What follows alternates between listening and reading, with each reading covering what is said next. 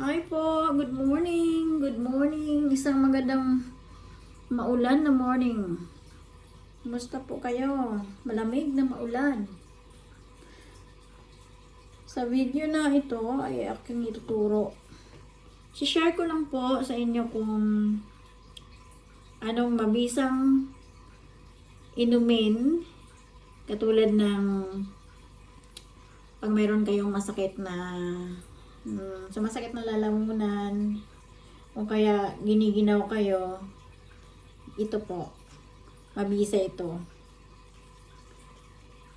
Ito ay mint. Kapipitas lang galing sa garden. Hinugasan. Tapos ito na siya. Tuturo ko sa inyo kung paano gumawa ng salabat na mayroong mint. Ito po luya. Fresh na luya. At ito naman ay honey. Ayan. Una, lagay natin ito. Lagyan natin ng 1 teaspoon ng honey.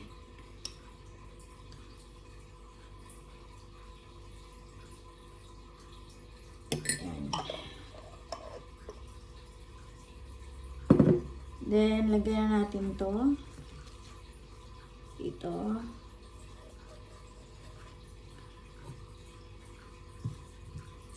Balatan pa natin itong ating ginger.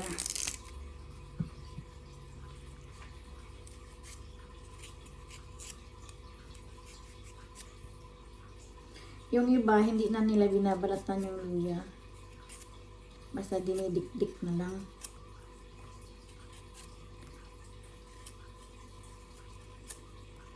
Ako binabalatan ko.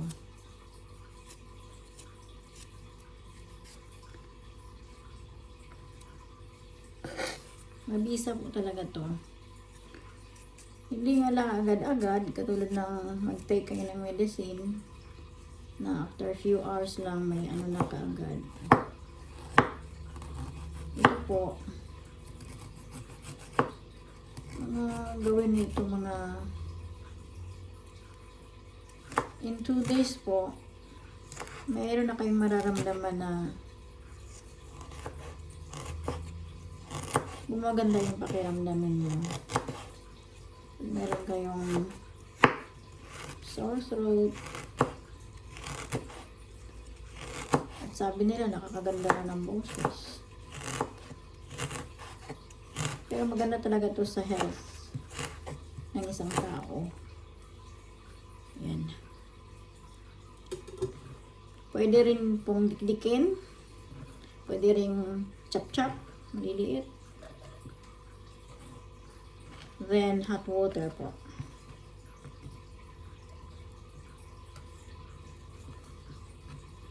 Masarap ito sa taglamig. Lalo dito sa amin, malamig. Ito na yung hot water.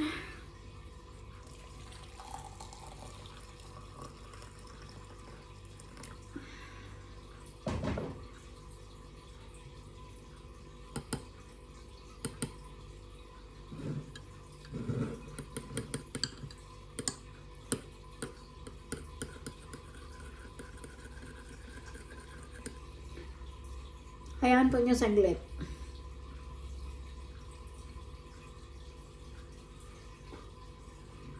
Ito na siya.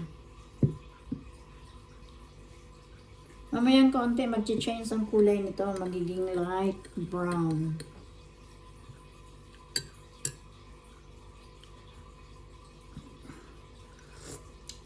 Masarap yung lasa. Manamis-namis, maanghang-hang.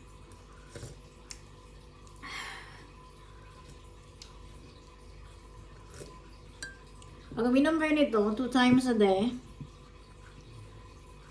mabisa po. Madali lang matanggal yung sore throat.